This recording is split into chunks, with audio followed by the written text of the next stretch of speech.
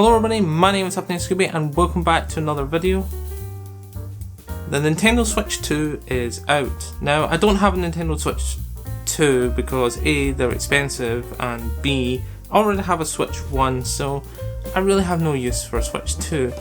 However, this list might change your mind and maybe some other people's. So here's the list of accessibility features available on the Nintendo Switch 2 which were not available on the Switch 1. And before we get into this video, let's talk a little bit about the Nintendo Switch 1. So the original Switch doesn't have any official list of accessible features. Pretty much the only thing you could do with the Switch 1 was, well, invert the colours, essentially put on night mode. That was all you were able to do. But with a new generation of Nintendo Switch, we have a new set of accessible features. So I'm going to be running through the list of accessible features that you can get and use when you get your Nintendo Switch 2. Number 1. So the first thing that you can do, which at this point is just a general customization thing. There's a lot more customization with the Switch 2, like you have obviously on the Switch 2, as I've just said, but you have it on other consoles like your PC and things like that. One of the most common things is a shortcut or quick start option. So the Nintendo Switch 2 comes with a separate shortcut directly to the Switch settings, which is on the home menu. You also have obviously the little cog for your standard settings, which you can also access the accessibility features from there. But the ability to access it straight away from the home page is very fast and convenient.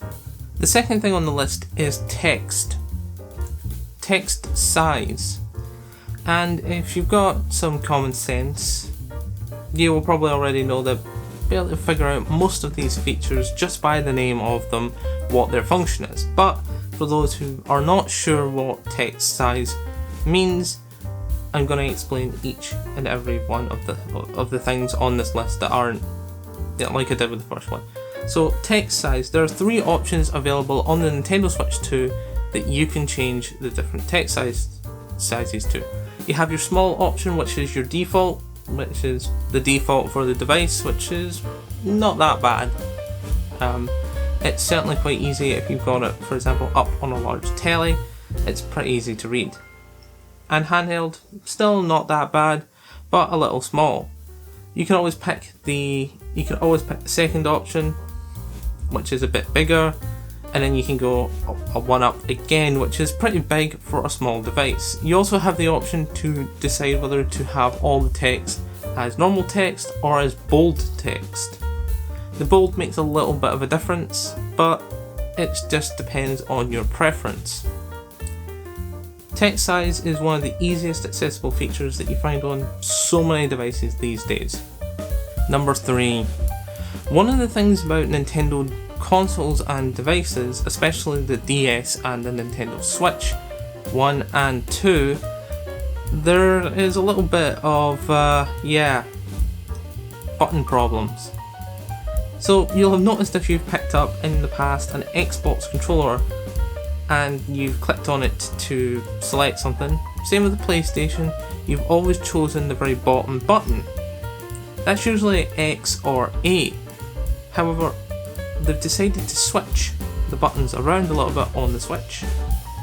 So for example, the button that is normally marked as A, the very bottom, is now B, and the button that is always on the right,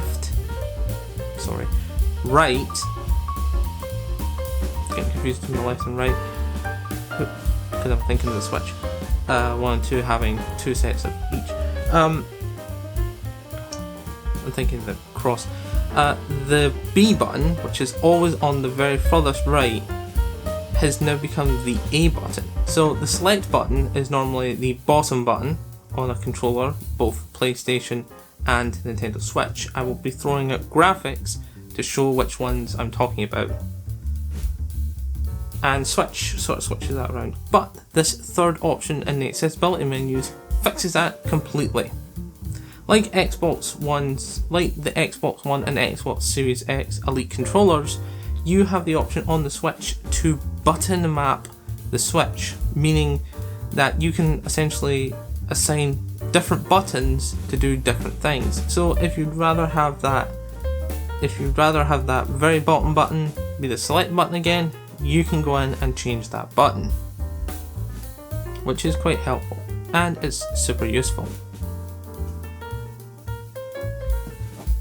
Eliminating that terrible old annoyance of trying to do something and you constantly are pressing B on the controller trying to go back, and nothing's happening. You're constantly just selecting something. It's annoying. It's annoying when it says press this to continue and then you're pushing the wrong button. Number 4, display colors. Being able to pick which colour your screen is pretty useful. I mentioned at the top of the video that there was only really one accessible feature on the original Switch, which was to turn on dark mode. Well, this is back in the form of display colours, but it's got a bit more impact about it.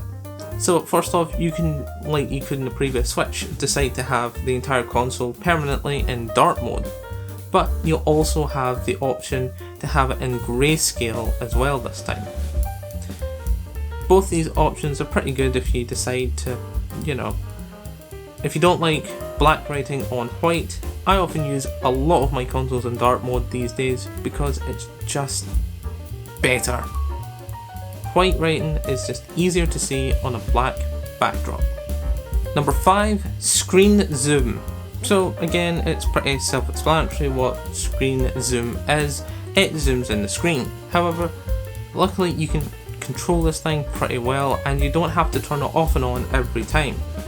Once you've gone into the settings and turned on the feature, you can control the magnifier by pressing the X button to zoom in and the Y button to zoom back out. This allows you to adjust and pick the right size for you. A lot of devices, including Apple, also use this feature. You can disable or enable the magnifier from the home screen once the option is turned on in the settings. So by double tapping the home button, you can enable the magnifier or disable the magnifier, meaning that if you're doing something where you have to adjust the size of the screen a lot, say you're playing with friends or whatever, you can then zoom it into what you want and then disable it just by pushing the home button twice.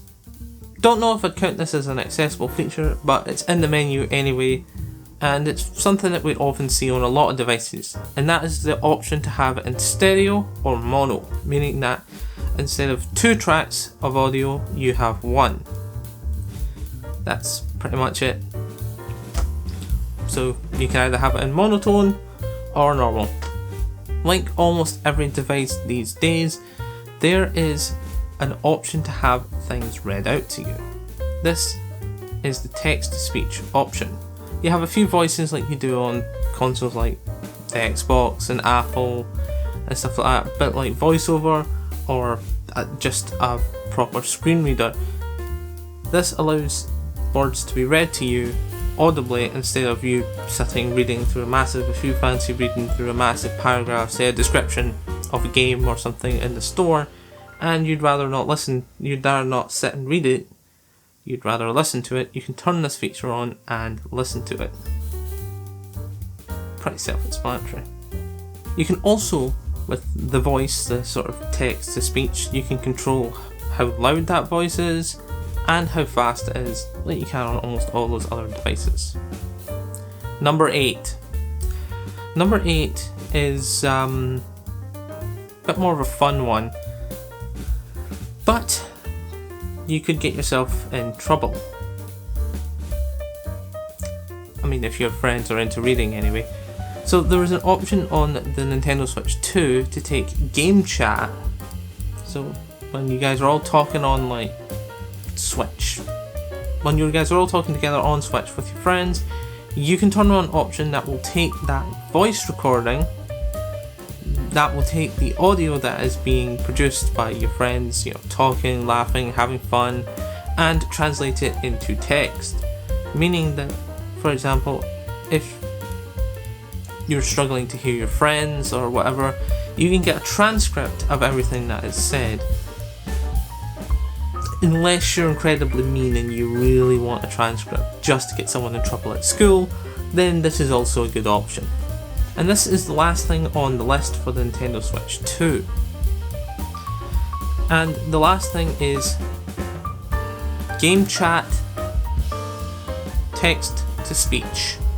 Game Chat Text to Speech is very helpful because if you're in a very busy game and you're getting a lot of messages and stuff like that, it will read it to you fairly easy, so you don't have to read them out loud. You don't have to sit there and read them.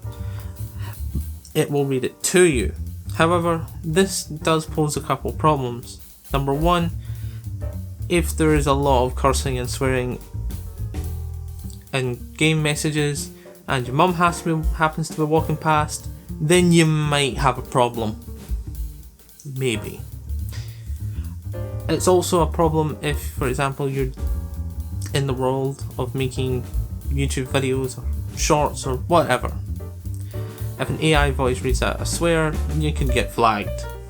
But it's more annoying if your mum doesn't like swearing and there is just profanity coming out of the Switch 2.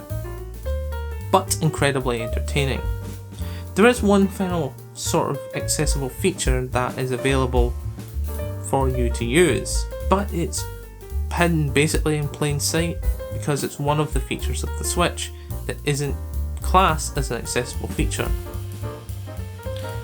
The ability to plug it into the telly.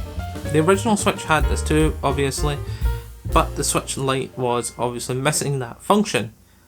Being able to plug it into a big monitor might just be enough for someone who, say, has a sight problem, or is a little slow, or just doesn't like sitting with a tiny console in front of their face.